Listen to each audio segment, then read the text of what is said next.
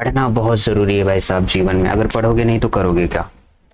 ठीक है, घर वाले कब तक देंगे, ग्रेजुएशन हो गया ना, थर्ड सेमेस्टर में आ गए, 3 ही बचे, मस्ती कर लो, फिर उसके बाद क्या, घर वाले पैसा देना बंद कर दिए तो सब चीज़ें सोच के काम करो। ठीक है, क्वेश्चन हमारे पास है, prove that acceleration of a point moving, notes बनाते रहना नहीं तो हालत टाइट हो जाएगी, in a curve, moving in a curve with uniform speed, with uniform speed s rho psi square. ठीक है, तो इसका हमें सोल्यूशन करना है। क्या हो जाएगा सोल्यूशन, देखो, prove that acceleration of a point moving in a curve, हमको प्रूव करना है कि एक्सिलरेशन किसी पॉइंट का जो कि कर्व के थ्रू क्या कर रहा है, मूव कर रहा है, तो उसकी जो यूनिफॉर्म स्पीड होगी वो यूनिफॉर्म होगी और वो रो साई स्क्वायर होगी। के acceleration of a point in a curve with uniform speed, ये देखो यहाँ पे ये मेन बात, यूनिफॉर्म स्पीड का मतलब v कांस्टेंट यानी वेलोसिटी कांस्टेंट होती गिवन है। जहाँ पे यूनिफॉर्म स्पीड लिखा है समझ लो वेलोसिटी कांस्टेंट, अगर वेलोसिटी कांस्टेंट है तो dv by dt, velocity constant है तो इसका मतलब क्या होता है, वेलोसिटी ds बाई dt होती है, ये हमारे पास k, इसका k होना हमें बताता है d2s बाई dt स्क्वायर 0 होगा। अगर ये 0 हो गया तो इसका मतलब क्या हो गया, क्या हो गया, टेंजेंशियल एक्सेलरेशन ही तो 0 हो गया। हमारे पास एक्सेलरेशन होता क्या है, resultant acceleration under the root tangential acceleration plus normal acceleration, यही तो होता है। टेंजेंशियल एक्सेलरेशन पहले से 0 है, normal acceleration v square by rho इसका होल स्क्वायर है, तो अंडर रूट से जब ये बाहर आएगा तो वी स्क्वायर बाई रो ही तो बचेगा। ओके, अब देखो v हमारे पास होता क्या है, v होता है ds बाई dt का होल स्क्वायर डिवाइड बाई हमको क्या गिवन है, rho. Okay, ds by D psi और डी साई बाई हम इसको dt लिख सकते हैं, इसका whole square divide by rho, उस तरीके का बनाने का कोशिश कर रहे हैं।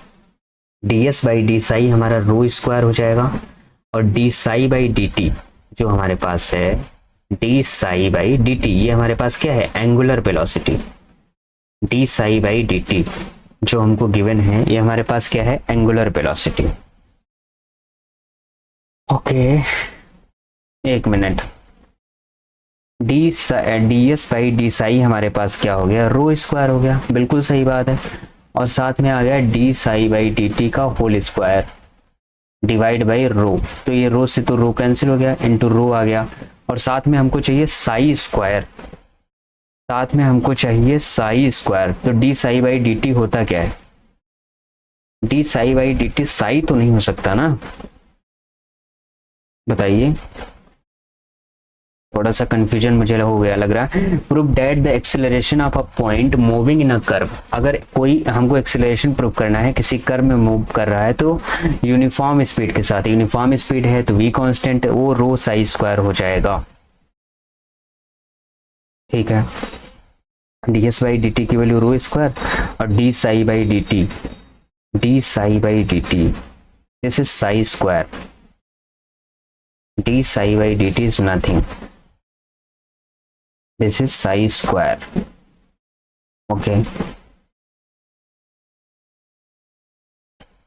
अच्छा, स्पीड का कांस्टेंट होना D psi by D T, यहाँ पे साई स्क्वायर ही आना चाहिए, बट इसकी वैल्यू साई स्क्वायर होगी, ये है क्या, D psi by D T, ध्यान दो D psi by D T हमारे पास एंगुलर वेलोसिटी है, एंगुलर वेलोसिटी, और इस एंगुलर वेलोसिटी को हम लेट कर रहे हैं कि साई आएगा, तो इसकी जगह पे हम साई रख सकते हैं, साई स्क्वायर आ जाएगा, तो यहाँ से हम इसको बता सकते हैं कि ये हमारे पास इस तरीके से सॉल्व होगा कि कोई एक्सीलरेशन है किसी पॉइंट का moving in a curve with uniform speed, है ना, इस रो साई स्क्वायर, तो फिलहाल ये ऐसे होगा, बाकी चाहो तो इसको होल्ड पर ले सकते हो, मैं इसको थोड़ा सा रिव्यू करके बताऊंगा, है ना, रिव्यू करके देख के बताऊंगा कि कैसे क्या होगा, मुझे याद नहीं आ रहा कि यहाँ पे क्या होना चाहिए बेसिकली, फिलहाल ऐसे ही होगा क्वेश्चन, ठीक है, फिलहाल ये तो ऐसे ही होगा।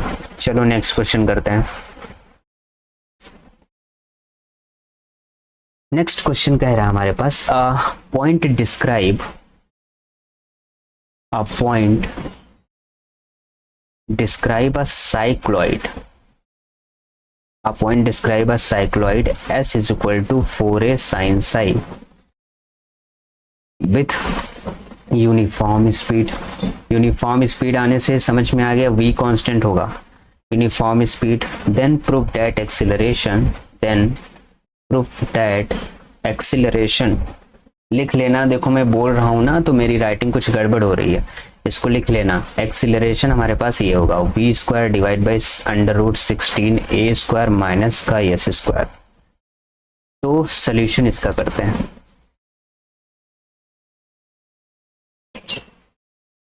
सोल्यूशन हमारे पास क्या है, गिवन है v is equal to c, ये हमारे पास कांस्टेंट गिवन है। तो v हमें क्या मिलता है, ds बाई डी टी, ये c गिवन है। तो यहाँ से d2s by D T square is equal to 0 आ गया।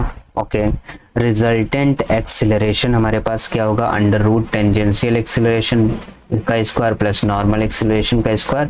तो ओवर आ रहे हमारे पास नॉर्मल आ जाएगा क्योंकि टेंजेंशियल तो पहले से ही 0 गिवन है। नॉर्मल एक्सिलरेशन क्या होता है, v स्क्वायर अपॉन साई होता है। ओके, अब देखो ध्यान देके, हमको s is equal to given है 4a sin psi, ये हमको इक्वेशन ऑफ साइक्लॉइड दिया गया। तो रो की वैल्यू होती है ds बाई डी साई। तो ds बाई डी साई हमारे पास आ जाएगा 4a cos psi। मैं इसको ऐसे लिख सकता हूँ 4a under the root 1 minus sine square psi. Okay, यहाँ से साइन साई की वैल्यू अगर मैं निकालूं तो ये हमारे पास s बाई 4a आ जाएगा।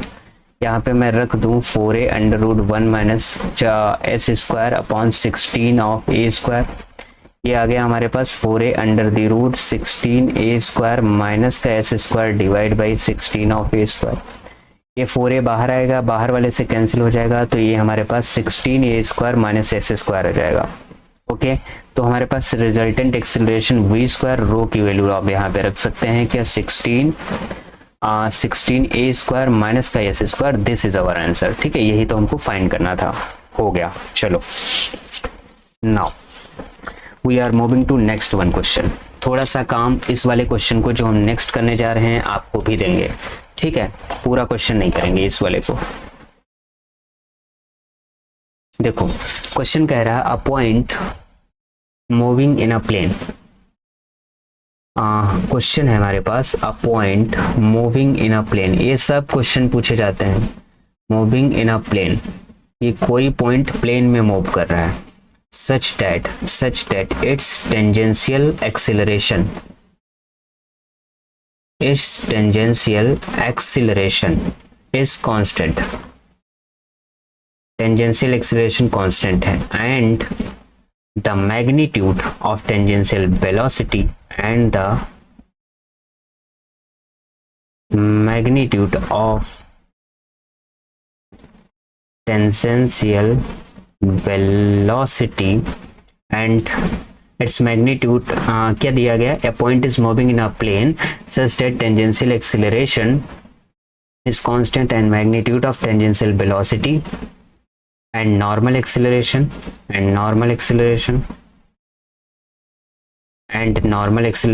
are constant in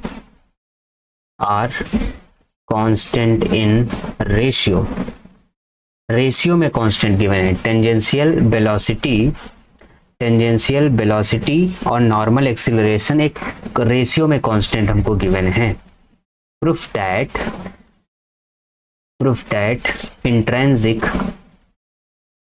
intrinsic equation is the form of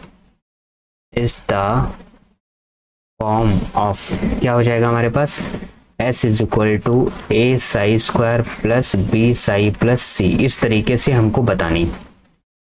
देखो समझो कि किसी प्लेन में एक पॉइंट मूव कर रहा है जहां पे उसका टेंजेंशियल एक्सीलरेशन कांस्टेंट है, और कह रहा है कि टेंजेंशियल एक्सीलरेशन के कांस्टेंट होने के साथ साथ टेंजेंशियल वेलोसिटी और नॉर्मल एक्सीलरेशन रेशियो में कांस्टेंट है। तो देखो ये लिख लेते हैं जो गिवन है हमको क्या है, टेंजेंशियल एक्सीलरेशन कांस्टेंट है तो k1 मान लें।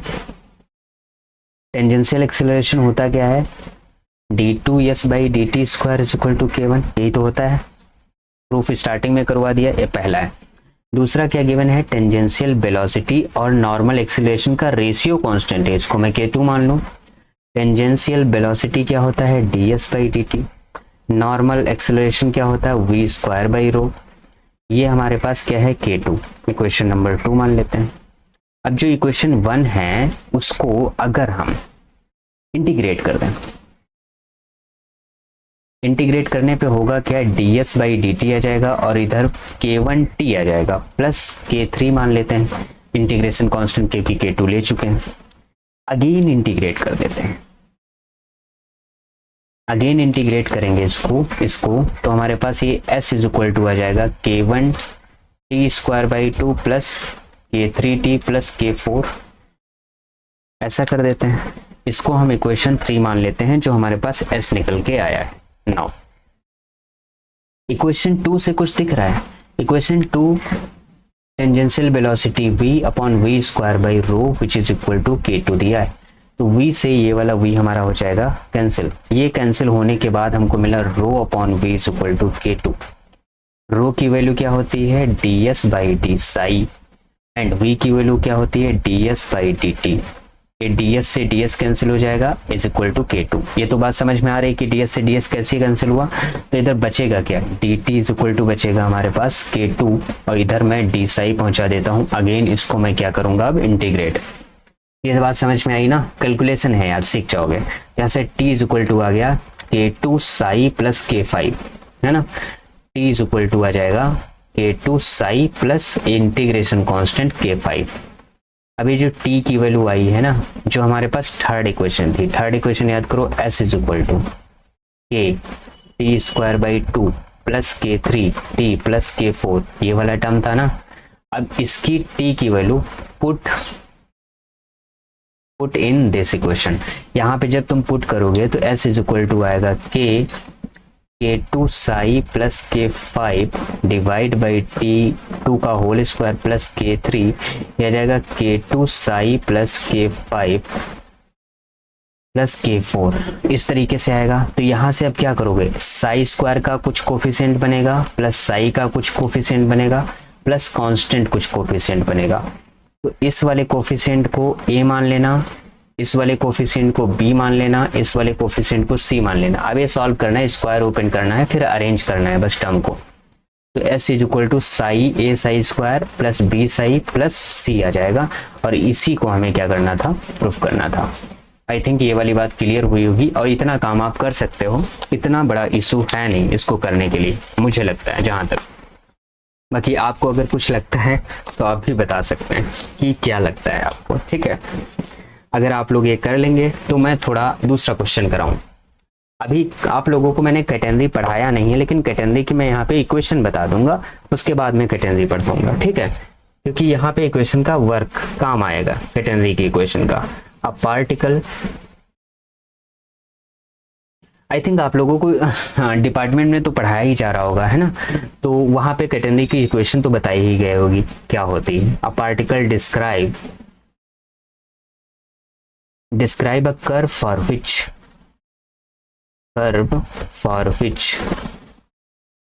s and psi vanishes simultaneously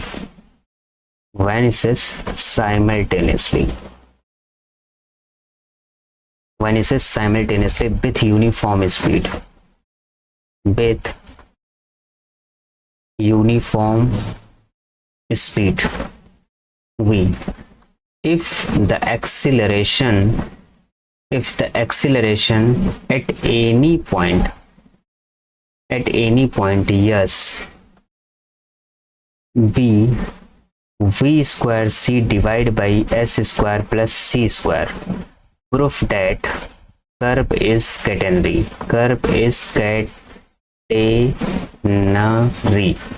है ना। हमको ये प्रूफ करना है कि कर्व कैटेनरी होगा। कैसे प्रूफ करना है, देखो एक क्वेश्चन हमारा कह रहा है, क्वेश्चन जो कह रहा है पहले उसको समझने की कोशिश करते हैं।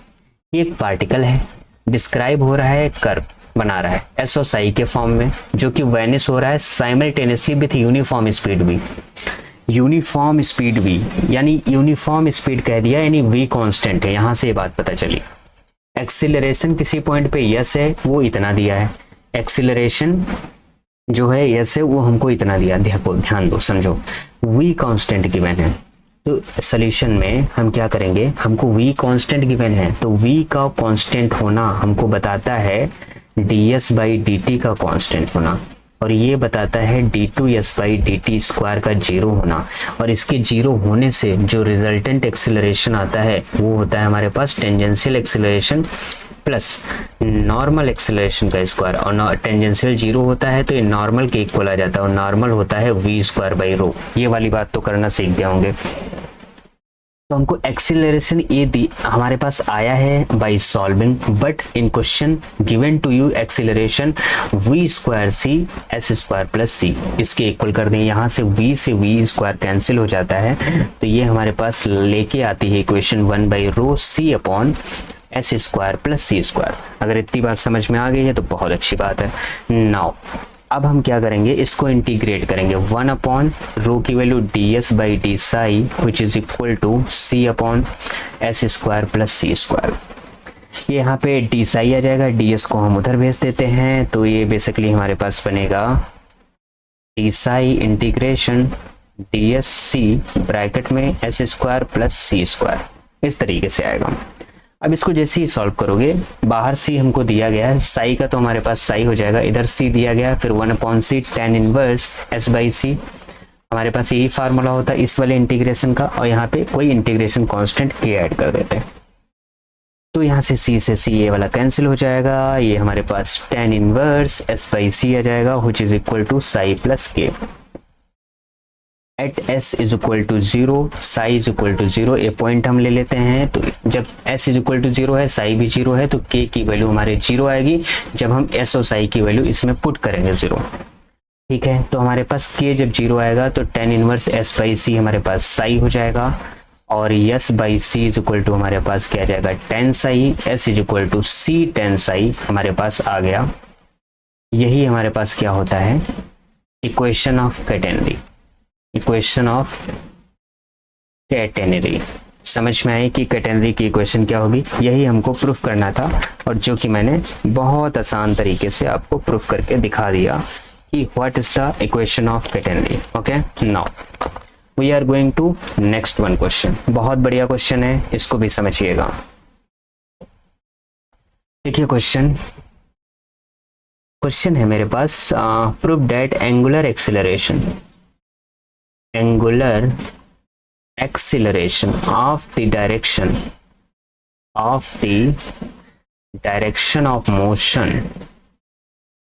the direction of motion of a point moving in a plane is v upon rho dv by ds minus v square upon rho square D rho by D S. ये हमको प्रूव करना है कि angular acceleration direction of motion का किसी point, जब वो कोई पार्टिकल है किसी पॉइंट के लॉन्ग मूव कर रहा है तो हमारे पास एंगुलर एक्सीलरेशन ये होगा। एंगुलर एक्सीलरेशन बेसिकली होता क्या है ये बात तो आपको पता है, d2 साई बटे डी टी स्क्वायर। अब ध्यान दो, d2 साई बटे D T square angular acceleration होता है, तो इसको हम ऐसे लिख सकते हैं d by T and d Sai by D T. ध्यान देना, यही तो लिखा है। ओके, इसको हम ऐसे लिख सकते हैं d बाई डी टी और d साई बाई, इसको ds में तोड़ दो क्योंकि हमको ds भी सोल्यूशन में चाहिए। ओके, तो इसको हम ऐसे लिख सकते हैं d बाई डी टी, ये हो गया 1 बाई रो इंटू वी, ये वेलोसिटी हो गया, ये हमारे पास रेडियस ऑफ कर्वेचर हो गया, रो रेडियस ऑफ कर्वेचर। इसको जब डिफरेंशिएट करोगे तो रो स्क्वायर ऊपर आ जाएगा रो, और v का आ जाएगा dv by D T minus v, और अगेन रो का जब हम करेंगे तो क्या आ जाएगा D rho by D T. Now ये हमारे पास, ये देखो रो से रो एक कैंसिल हो जाएगा तो ये 1 अपॉन रो आ जाएगा dv by D T, 1 upon rho minus v upon rho square, v upon rho square, और साथ में क्या है D rho by D T. थोड़ा सा और इसको सॉल्व करते हैं, 1 बाई रो इसको dv बाई ds में तोड़ते हैं और साथ में ds बाई dt लिखते हैं, minus v by row square, इसको d रो बाई ds में तोड़ते हैं और साथ में ds बाई dt लिखते हैं। ध्यान दो, ये हमारा टर्म v हो गया, तो इसको हम v बाई रो लिख सकते हैं dv बाई ds, माइनस ये वाला टर्म v हो गया, तो ये हो जाएगा हमारा v square upon rho square और साथ में d रो बाई ds। बस हो गया प्रूफ। कितना आसान है, यही तो करना था। थोड़ा सा डिफरेंशिएशन का माजरा थोड़ा फंसा दिया, बाकी तो बहुत बढ़िया क्वेश्चन था भाई साहब। आइए आप लोगों को बात समझ में या नहीं, चलिए नेक्स्ट क्वेश्चन की तरफ चलते हैं। आसान आसान तो क्वेश्चन है, बस थोड़ा ध्यान लगा के करना है। नेक्स्ट क्वेश्चन हमारा क्या कहता है कि prove that the tangential and normal acceleration, prove that the tangential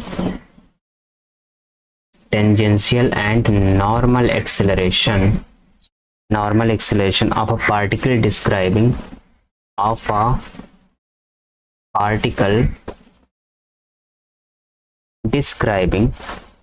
a plane curve be constant throughout the motion of the angle psi, throughout the motion of angle psi, psi through is the direction of motion, turn in time, through is the direction of motion,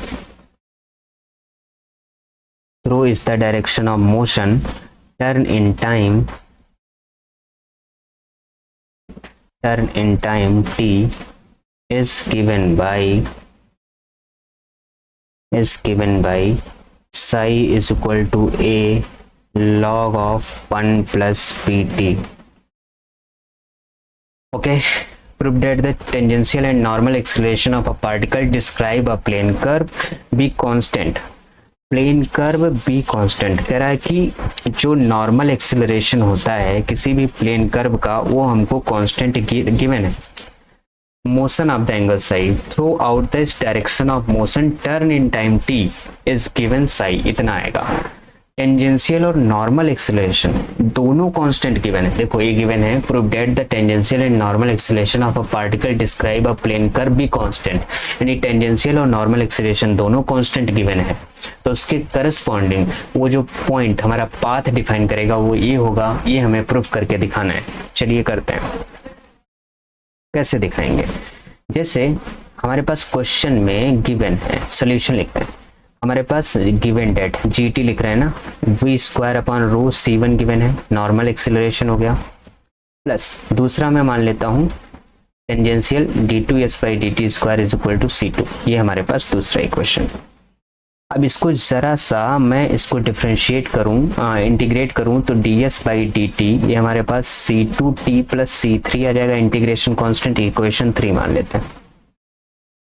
okay, इसको मैं ऐसा लिख सकता हूँ v square रो को मैं ds by D Sai लिख सकता हूँ विच इज इक्वल टू c1, ऐसा कुछ। ठीक है, v स्क्वायर ds बाई इसको हम dt लिख सकते हैं और dt बाई डी साई इसको हम लिख सकते हैं which is equal to c1। Okay, ये हमारा इंप्लाई करेगा v upon dt by D psi, v upon dt by D psi. देखो इसकी वैल्यू हमारी एक v आएगी और इस वाली v से एक v कट जाएगा, इसलिए यहाँ पे v बचा हुआ है। ये हमारे पास क्या आ गया c1। ठीक है, c1 आने के बाद मैं इसको और क्या बोलूँगा, ये नीचे हमारे पास dt बाई डी साई है, देख ध्यान दे रहना। तो ये हमारे पास आ जाएगा v D psi by D T is equal to c1, ऐसा आ गया। अब यूज कर लेते हैं 3 वाला, ds बाई डी टी की वैल्यू वहां पे हमको गिवन है। ds बाई डी टी हमारा बेसिकली है क्या, है तो v ही। तो v की जगह पे अगर हम लिखते हैं c2t प्लस c3 और साथ में लिखते हैं D psi by D T which is equal to c1, तो कोई दिक्कत नहीं होनी चाहिए। ऐसा होने के बाद मैं इधर करता हूँ, मैं इसको ऐसे कर सकता हूँ, डी साई का integration is equal to integration C1 upon C2t plus C3 and D of T. मतलब थोड़ा सा इसका वेरिएबल सेपरेट कर लिया हमने। वेरिएबल सेपरेट किया तो हमारे पास, अब इसको इंटीग्रेट करोगे इसका तो साई हो जाएगा, इसका हो जाएगा log C3 plus C2t। Okay, तो ये हो जाएगा हमारे पास psi which is equal to log C3 plus C2t plus C4, यहाँ पे integration constant as t is equal to 0 ले लेते हैं, तो साई इज इक्वल टू 0 पे क्या आएगा, साई 0 है, log C3 आएगा क्योंकि 2 0 है, तो C4, तो यहाँ से C4 हमारे पास निकल के आया माइनस का log C3। अब इसमें रख दो वैल्यू, तो हमारे पास साई इज इक्वल टू आ गया log C3 plus C2t, C4 की वैल्यू log ऑफ C3, ये हमारे पास आ जाएगा log ऑफ C3। नहीं, यहाँ पे C1 भी था, ध्यान दें, यहाँ पे C1 था क्वेश्चन में C1, तो ये C1 और ऐसा आ जाएगा, ठीक है, तो ये C4 में भी C1 आ जाएगा, यहाँ पे भी C1 आ जाएगा, तो C1 यहाँ पे ले लोगे आप कॉमन, जैसे ही C1 कॉमन लोगे तो ये आ जाएगा C3 plus C2t divide by C of 3। Okay, यहाँ समझ में आया ना। C1 ये जो हमारे क्वेश्चन वाला था, ये वाला बता रहे हैं, ये यहाँ पे C1 छूट गया था मेरे से, ये यहाँ पे मैंने लिखा नहीं, C1 C3 log of C2, इस तरीके से टर्म आएगा। मैं थोड़ा रेड पेन से लिख देता हूँ ताकि आपको सिखाई दे। C1 यहाँ पे है, C1 यहाँ पे भी है, C1 यहाँ पे भी है एंड C1 यहाँ पे भी है, साथ में C1 यहाँ पे भी है। C1 यहाँ कॉमन लिया और ये log am minus log n बन गया, तो log m बाई n उस वाले क्वेश्चन को लिख दिया, तो ये हमारे पास आ गया C1 log C3 से C3 कट जाएगा 1 plus C2 by C3 t बचेगा।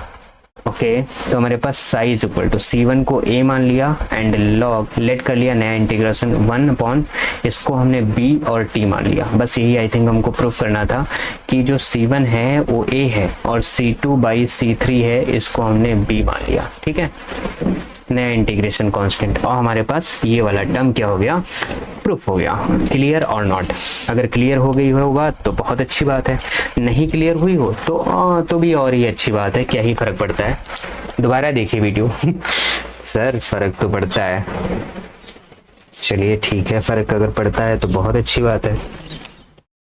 और क्वेश्चन करा दें क्या एक, या इतना ही रखते हैं? चलो करा ही देते हैं एक क्वेश्चन, नहीं तो कहोगे सर छोटे छोटे वीडियोज बना रहे हैं। देखो नेक्स्ट क्वेश्चन हमारे पास क्या है। नेक्स्ट क्वेश्चन कहता है a point describing a circle of a radius a। इसको थोड़ा समझ लेना, एक पॉइंट a रेडियस का सर्कल डिस्क्राइब कर रहा है in such a way that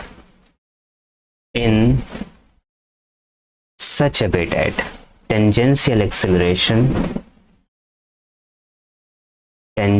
acceleration is k times, हाँ इसको थोड़ा समझना है, k times normal acceleration.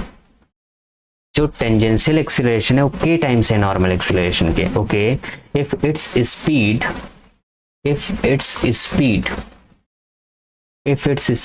At a certain point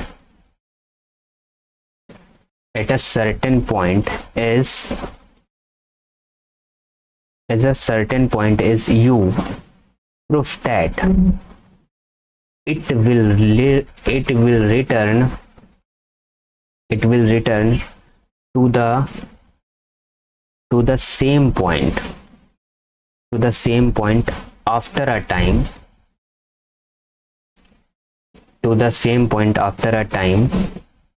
इस टाइम में कह रहा है कि ये फिर से वहीं पे रिटर्न होके जाएगा इस वाले टाइम के बाद, 1 upon K U 1 minus E raise to power minus 2 pi K, इतने टाइम के बाद। ओके, बहुत बढ़िया क्वेश्चन है, वो पूछा जाता है। देखो क्या कह रहा कि एक पॉइंट डिस्क्राइब हो रहा है सर्कल के थ्रू जिसकी रेडियस हमारे पास a, एक पॉइंट डिस्क्राइब हो रहा है सर्कल के थ्रू जिसकी रेडियस हमारे पास कितनी है a, in such a way that, कह रहा है जो टेंजेंशियल एक्सेलरेशन है ये गिवन डेट है, इसको पकड़ना है। Tangential acceleration is equal to K times normal acceleration, ये गिवन है। टेंजेंशियल होता क्या है, d2s by dt square given है k times v square by rho, equation 1, बहुत मस्त है इक्वेशन। इसको हम लिख सकते हैं v dv by ds k v square by rho, v से v कैंसिल, तो ये हमारे पास आएगा dv by ds is equal to k by rho, k v by rho, k v by rho. इसको थोड़ा सा सॉल्व भी कर लेते हैं, चलो आ गया है मत्थे नज़र। तो इसको हम लिख सकते हैं dv by V is equal to K by A D S, integration करेंगे तो ये हमारे पास आ जाएगा log of v is equal to K by A S plus log of c। इसको थोड़ा सा सॉल्व करो तो ये आ जाएगा हमारे पास log ऑफ, ये हो जाएगा b by C is equal to K by A S. Okay, इतना हो जाएगा। फिर अच्छा, इसमें देखो ये हमारे पास a है, रेडियस a है, तो अब की बार जो हमारे पास रेडियस ऑफ कर्वेचर होगा ना इन सर्कल जो रो होता है वो उसकी रेडियस के इक्वल हो जाता है सर्कल में। मान लो ये वाले वेलोसिटी से मूव कर रहा है, ए बी पॉइंट है। यहाँ पे ये वाली बात इंपॉर्टेंट बतानी है कि सर्कल में रेडियस ऑफ कर्वेचर जो रो होता है वो a के इक्वल हो जाता है। अब यहाँ पे आ जाओ, ये हमारे पास log टाइम्स था v upon C is equal to K by A S. अब यहाँ से v बाई सी की वैल्यू निकालो तो e टाइम्स हो जाएगा, तो यहाँ से v बाई सी की वैल्यू आ गई e raise to power k by A. Yes, ये बात तो समझ में आ रही होगी। v is equal to C e raise to power k by A S में लिख सकता हूँ इसको। एट s बराबर 0 वेलोसिटी जो है u दी गई है इनिशियल पॉइंट पे, गिवन है ना क्वेश्चन में, देखो यहाँ पे ये तो प्रूफ करना है जब वो लौट के आएगा तो इतने टाइम के बाद आएगा। करते हैं, s बराबर 0 v is equal to v, तो यहाँ से हमारे पास v की जगह पे u रख दो, s की जगह पे 0, तो ये हमारे पास c आ जाएगा। तो v इज इक्वल टू आ गया हमारे पास c की जगह पे u e raise to power k by A, साथ में s। इतनी बात समझ में आई? अगर बोलो हाँ तो बहुत अच्छी बात है। v की वैल्यू क्या होती है, ds by D T which is equal to u e raise to power k by A, साथ में s। ओके, 1 बाई यू इसको हम लिख सकते हैं और e raise to power minus का k बाई ए इसको इधर लेके आ रहे हैं और साथ में यस, और इधर आ गया D S which is equal to D T. अच्छा देखो, फॉर वन राउंड एस बराबर सर्कल की तरफ से चल रहा है तो पूरा राउंड लेगा। परिधि कितनी होती है, सरकमफ्रेंस 2 पाई आर। तो एस बराबर 0 से एस बराबर 2 पाई आर, हमारे पास रेडियस ए गिवन है और टाइम मान लो t बराबर 0 से शुरू हुआ और t बराबर t1 तक जा रहा है। तो अब इसका इंटीग्रेशन थोड़ा सा हमारे पास लिमिटिंग वाला इंटीग्रेशन हो जाएगा। कैसा दिखाते हैं, कुछ इस तरीके से आएगा, कहानी बताते हैं, समझिएगा। इंटीग्रेशन आएगा हमारे पास 0 से 2 पाई ए और इधर हमारे पास क्या था 1 by U E raise to power minus K by A yes और डी एस, साथ में 0 से t1 और यहाँ पे dt। इसको जब आप सॉल्व करोगे तो 1 बाई यू बाहर आएगा, ए की power minus K by A yes, और साथ में minus K by a integration से बाहर आ जाता है और ये 0 से 2 पाई ए है ना, 2 पाई ए हो जाएगा विच इज इक्वल टू ये टाइम t बना जाएगा। अब जब यहाँ से थोड़ा सा इसको लिमिट उमिट रख के सॉल्व करोगे ना तो t इज इक्वल टू हमारे पास a upon U K bracket में 1 minus E raise to power minus 2 pi K आ जाएगा। अब ये आप सॉल्व करके खुद ही देख सकते हैं। थोड़ा सा इसको परछांतर उच्छांतर इधर उधर करना है, लेफ्ट राइट कराइए और आंसर आपका आ जाएगा। ठीक है, तो इस तरीके से क्वेश्चन को हम क्या करते हैं, डील करते हैं और सॉल्व करते हैं। अगर यहाँ तक कोई भी समस्या, कोई भी डाउट या दिक्कत हो तो आप बता सकते हैं, अगर नहीं है तो बहुत अच्छी बात है। इसके आगे हम डिस्कस करेंगे आपसे नेक्स्ट लेक्चर में। तो हम मिलते हैं आपसे नेक्स्ट लेक्चर में, तब तक के लिए बाय बाय। मौज करिए, पढ़ते रहिए। मौज करना पढ़ाई के साथ बहुत ज़रूरी है, बट पढ़ाई करना मौज करने के साथ भी उतना ही ज़्यादा ज़रूरी है जितना ज़्यादा ज़रूरी आप समझते हैं। बाकी मोटिवेशन की ज़रूरत नहीं है आपको। इंस्टाग्राम पे, यूट्यूब पे, व्हाट्सएप पे रोज़ कोई ना कोई मोटिवेट करता रहता होगा, है ना। तो आज के ज़माने में मोटिवेशन नहीं लेना चाहिए किसी से, हर जगह बिक रहा है, फ्री में बट रहा है ना, और कोई लेता भी नहीं है। मोटिवेशन के चक्कर में लोग तो एक दूसरे को पीटने लगते हैं। बट आप लोग अच्छे हैं ऐसा नहीं करेंगे, क्योंकि मैथमेटिक्स वाले है ना वो समझदार होते हैं, समझदार भी नहीं होते हैं कुछ लोग, बहुत तो भौकाली होते हैं, है ना।